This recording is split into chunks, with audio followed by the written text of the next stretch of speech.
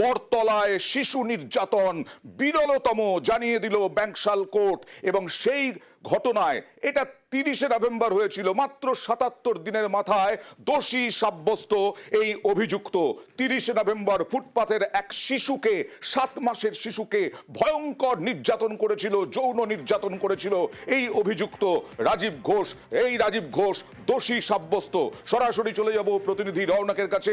রওনক, বলা হচ্ছে এক্ষেত্রেও ডিজিটাল এভিডেন্স খুবই কাজে লেগেছে এই দোষী সাব্যস্ত হওয়ায়। আগামীকাল সাজা ঘোষণা।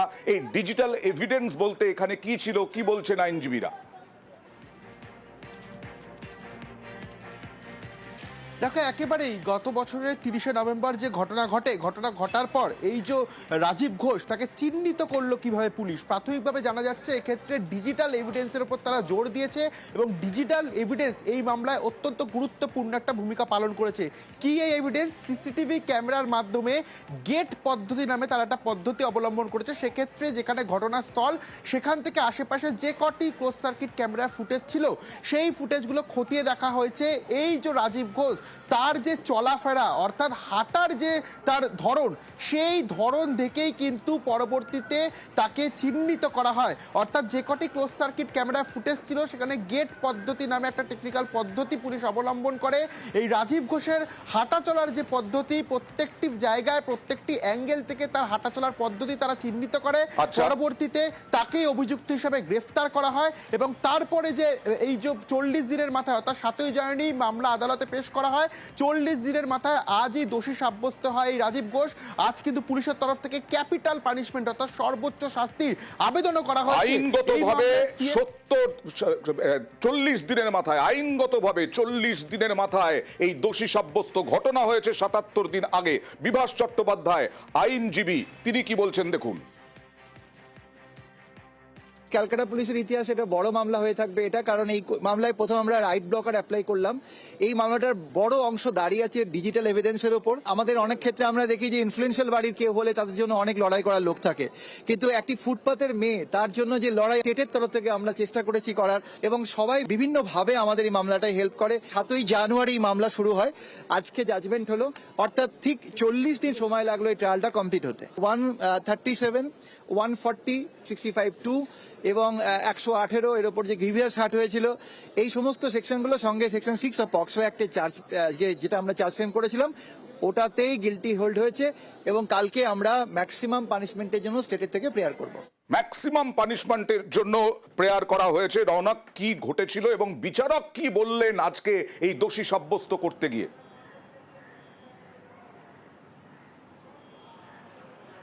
দেখে, একেবারেই সর্বোচ্চ শাস্তি অর্থাৎ ক্যাপিটাল পানিশমেন্টের জন্য কিন্তু আবেদন করা হয়েছে। গত 30শে নভেম্বর একজন শিশুকে যেভাবে এই যে যার বিরুদ্ধে অভিযোগ, তাকে দোষী সাব্যস্ত করা হয়েছে, তিনি যেভাবে ধর্ষণ এবং মার্ডার করার চেষ্টা করেছিল, সেই ফুটেজ কিন্তু পুলিশের হাতে পৌঁছায় এবং তারপরই সেন্ট্রাল ফরেন্সিক ল্যাবরেটরি থেকে মেডিকেল রিপোর্ট আনা হয়। সেখানেও কিন্তু সেই প্রমাণ আসে যে যিনি অ্যাকিউজড পারসন, তার জামাতে ভিকটিমের ব্লাড স্টেন পাওয়া যায়। এবং দেখো, একেবারেই বিচারক কিন্তু যিনি যার বিরুদ্ধে অভিযোগ, তাকে দোষী সাব্যস্ত করেন এবং তার কাছ থেকে জানতে চাওয়া হয় যে এই ঘটনার সঙ্গে তার কিছু বলার আছে কিনা বা তিনি দোষী কিনা। তিনি কিন্তু সেরকম কোনো রকম ভাবেই যুক্তি বিচারকের সামনে খাড়া করেননি এবং সেই বিষয়কে সামনে রেখে কিন্তু আগামীকাল এই মামলার সাজা ঘোষণা, আগামীকাল 1:30টার সময় এই মামলার সাজা ঘোষণার নির্দেশ দেন বিচারক। দোষী সাব্যস্ত, সাজা ঘোষণা আগামীকাল। একটা heinous crime, very first day থেকে এই কেসটাকে টপমোস্ট প্রায়োরিটিতে রেখেছি। জাজমেন্ট দেওয়া হয়েছে এবং সেখানে অ্যাকিউজডকে দোষী সাব্যস্ত করা হয়েছে। 26 ডেজের মধ্যে ইনভেস্টিগেশন কমপ্লিট করেছিলাম এবং চার্জশিট দিয়েছিলাম। ডিজিটাল এভিডেন্স এখানে দারুণভাবে কাজে লেগেছে। প্রত্যেকটা মানুষের একটা ওয়াকিং প্যাটার্ন থাকে, সেটা বিভিন্ন সিসিটিভি ফুটেজ থেকে তার ওয়াকিং প্যাটার্ন, এটাও আমরা ম্যাচ করিয়ে দিতে পেরেছি। আবারও শহর এলাকায় একাকী বৃদ্ধ বৃদ্ধা টার্গেট। দমদম পুরসভার 7 নম্বর ওয়ার্ডে এইভাবে ছুরি দেখিয়ে, ভয় দেখিয়ে, ছুরি কোপের ভয় দেখিয়ে লুট গয়না সহ টাকা পয়সা। সিসি ক্যামেরায় ছবি দেখুন, সিসি ক্যামেরার ছবি দেখাবো। মাথায় হেলমেট পরে ওই বাড়িতে ঢুকছে ডাকাত দল, হেলমেট পরে ঢুকছে দেখুন, ডাকাত দল ঢুকছে এবং দেখে নিচ্ছে ওপরে কি চিত্র, ওপরে কি করে ঢোকা যায়। এবং তারপরে অন্ধকার ঘরে বৃদ্ধ বৃদ্ধা, প্রায় পঙ্গু নাকি জানা যাচ্ছে, অসুস্থ। সে অসুস্থ অবস্থাতেই তাদেরকে ছুরি কোপ দেখিয়ে গলার কাছে ছুরি নিয়ে গিয়ে তারপরে লুটপাট। কি ঘটেছিল, ঘটনাটা কখন ঘটেছিল, সরাসরি চলে যাব প্রতিনিধি সুস্মিতার কাছে। সুস্মিতা,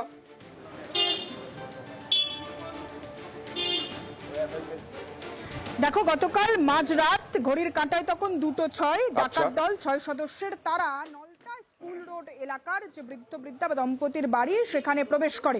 বাড়িটা একবার দেখাই। এই বাড়ি যেখানে তারা প্রবেশ করে, দোতলায় বৃদ্ধ বৃদ্ধা থাকতেন এবং বৃদ্ধ গত 6 থেকে 6.5 বছর তিনি পঙ্গু বা শারীরিকভাবে অক্ষম এবং তিনি প্যারালিসিস শয্যাশায়ী। বৃদ্ধ শঙ্কর কুমার মজুমদার, তার স্ত্রী পুতুল মজুমদার এই বাড়িতেই থাকতেন। তাদের ছেলে দেবাশিস মজুমদার দীর্ঘদিন মহারাষ্ট্রের পুনেতে কর্মরত। আর সেখানেই বৃদ্ধ দম্পতি তারা একা থাকতেন এবং গতকাল রাত 2:06 নাগাদ ডাকাত দল তারা সিসিটিভি ক্যামেরার নজরদারি এড়াতেই পুলিশের চোখে ধুলো দিতে মাথায় হেলমেট পরে তারা এই বাড়িতে প্রবেশ করে এবং সেখানে দোতলায় থাকা বৃদ্ধ বৃদ্ধা তাদের গলায় একেবারে ভোজালি ধরে, যেমনটা অভিযোগ, বৃদ্ধার স্পষ্ট মুখ চাপা দিয়ে এবং বারংবার ডাকাতদের তরফ থেকে বলা হয় যে চিৎকার চেঁচামেচি করলেই তাকে মেরে দেওয়া হবে, এমনটা ভয় দেখিয়েই সর্বস্ব লুট করে এবং নগদ টাকা থেকে আরম্ভ করে প্রাথমিক অবস্থায় আলমারির চাবি দিয়ে দিলেও বৃদ্ধা তিনি লকারের চাবি দেননি। যে কটি আলমারি ছিল বাড়িতে, সব আলমারির যে লকার, সেই লকার ভেরে যাবতীয় যে সোনা গয়না থেকে আরম্ভ করে নগদ টাকা ছিল সবটাই লুট হয়েছে। আর এরকম জনবহুল এলাকা, হ্যাঁ, রাত 2টো, কিন্তু পরপর বাড়ি। তা সত্ত্বেও ডাকাতরা কি করে এই বাড়ি সম্পর্কে জানলো, দোতলায় উঠলো কিভাবে, এটা তো প্রশ্নই। কিন্তু আগে আতঙ্ক ছড়িয়েছে কিরকম দেখুন। আমি জানতে পারলাম জিনিসপত্র মানে সোনা দানা যা ছিল সব নিয়ে চলে গেছে। আমাকে ফোন করেছে আমার ওই ভাগনা বউ, পুনে থেকেই ফোন করেছে। আমি থাকি বাগুইহাটিতে, আমার এই বাড়িটা আমার নয়, আমার দিদির বাড়ি এটা। এবারে আমি সকালবেলা এসছি ওই ফোন পাওয়ার পরে, এসে দেখছি দিদি খুবই নার্ভাস, ঠিক মতো বলতেও পারছে না কি নিয়ে গেছে নাকি। দেখি সব লন্ডভন্ড, আলমারি খোলা, আর একটা শোকেস খোলা। এগুলো বলছে তো যে সকাল 3:30 4টার সময় ওরা বেরিয়ে গেছে, তাতেও পুলিশ দেখছে এগুলো। আমরা শুনে আমাদের অবাক লাগলো যে দুটো বয়স্ক, ও তো বয়স্ক মানে ও তো একবারই পঙ্গুই হয়ে আছে, আর ভদ্রমহিলাও তো অনেকটা বয়স না। আমরা তো সকালে শুনলাম, রাতে তো আর শুনিনি। মুখটা চেপে ধরে আর ভজালিটা গলায় দিয়ে তারপরে তো বলেছে চুপ, নাহলে তোর গলায় কেটে দেবো গলাটা। তারপর দেখলাম আলমারি ফালমারি সব খোলা, সব নাক ছবি, হাতে লোহা বাঁধা, চুড়ি, কানে সব খুলে নিয়েছে। তোর একটা গলায় যদি ছুরি ধরে থাকে আর যদি ওরকমভাবে সব লুট করে, তাহলে ওরকম ভয় লাগবে না? স্বাভাবিক, আমরা শুনে ভয় লাগছে, আর ও চোখের সামনে দেখেছে ওগুলো। ভয় তো লাগবেই, ভয় লাগবে না? আমরা সকাল 5টার সময় আমার ওয়াইফ উঠে তো আমার আসলাম মর্নিং ওয়াক করে, তখন এখানে দেখছি যে এখানে চেঁচাচ্ছে, কান্নাকাটি করছে। তখন গেছে, গিয়ে দেখছে যে ডাকাতি হয়ে গেছে। আমার 65-66 বছর বয়স, আজ পর্যন্ত আমরা জীবনে কোনোদিন দেখি না এই নলতা গ্রামে ডাকাতি। আতঙ্কিত, স্বাভাবিক আতঙ্কিত মানে খুবই আতঙ্কিত। আমার তো এখন মনে হয় বাড়ি ফেলে কোথাও মানে যেতেও পারবো না, আমার বাড়িতেও কোনো সময় চলে যেতে পারে।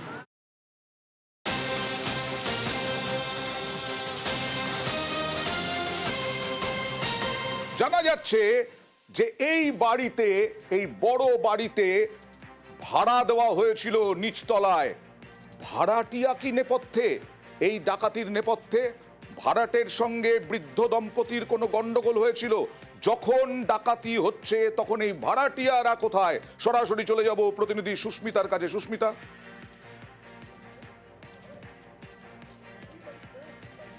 দেখো, এই যে বাড়ি, যে বাড়িতে গতকাল রাতে দুঃসাহসিক চুরির ঘটনা, ডাকাতির ঘটনা ঘটেছে, সেই বাড়ির গ্রাউন্ড ফ্লোর, নিচের তলায় ভাড়া দেওয়া হতো। এবং যে বাড়িগুলো তুমি দেখছো, দেখো 1, 2 মার্ক করা রয়েছে এবং সেই ঘরেই ভাড়াটিয়ারা থাকতো। এবং গতকাল রাতে প্রশ্ন যেখানে আরো বেশি করে ঘনীভূত হচ্ছে, গতকাল রাতে যে ঘরের জানালা ভেঙে, জানলার গ্রিল এবং জানালা ভেঙে ডাকাতের দল প্রবেশ করে বলে মূলত জানা যাচ্ছে, সেই ঘরের যে ভাড়াটিয়া তিনি গতকাল রাতে ছিলেন না। আর সেখানে এখানেই প্রশ্ন আরো বেশি করে জোরালো হচ্ছে, সেই রাতে ভাড়াটিয়া, গতকাল রাতে ভাড়াটিয়া থাকলেন না, সেই রাতে এই ধরনের দুঃসাহসিক ঘটনা ঘটলো, সেই প্রশ্নের উত্তর খুঁজছে এই এই মুহূর্তে ভাড়াটিয়া পুলিশ কোথায় আধিকারিকেরা। থাকেন, কোথা থেকে এসেছেন জানা যাচ্ছে? এই ভাড়াটিয়ার সঙ্গে বৃদ্ধ দম্পতির কিরকম সম্পর্ক ছিল জানা যাচ্ছে?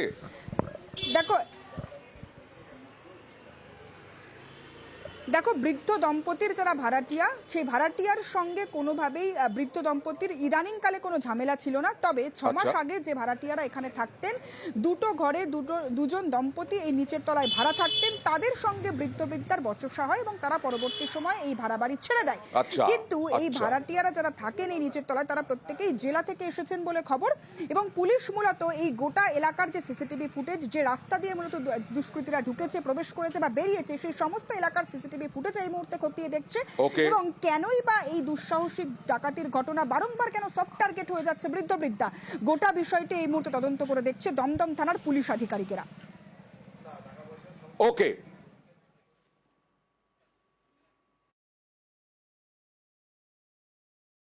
ওই সব নিয়ে গেছে আর আমার মাথায় 2-3টে টাক মারছে, আর গলায় এই ধরছে, এই ধরনের হাতে দিয়ে সব খুলকে সোনার সব নিয়ে গেছে, এই কেটে গেছে, দেখো না কি যেন এরকম একটা চওড়া, নাকের নিচে কানের নিচে সব নিয়ে গেছে।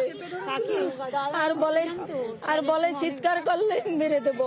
আমার কিছু নাই, অনেক মায়ে ভাড়া দিয়ে আসছে। হ্যাঁ, ওকে মুখ ঢাকা। কজন ছিল? ঘরে 4-5টা ঢুকছে, মানে 7টা দেখছি, ছোট। এইসব ঘটনাগুলো ঘটে নিজের দোষ। এরা কোনোদিনই সচেতন নয়। হ্যাঁ, পয়সার লোভে এরা মানে বাইরেকার লোকেদের ভাড়া দেয়। তার মধ্যে দুষ্কৃতও থাকতে পারে, ভালো লোকও থাকতে পারে। আমরা প্রত্যেককেই বলি যারা এই ভাড়া দিই, অন্তত আমাদের কাছে একটা করে কপি দিবে, থানায় একটা করে কপি দিবে। এরা সেগুলো পাত্তাই দেয় না। বৃদ্ধা একা থাকলে ও থাকে, কিন্তু রেন্টাল আছে তো, মেস ছিল, তারা নিচে মেসের ছেলেগুলো কি করছিল, তারা ওইগুলো একটা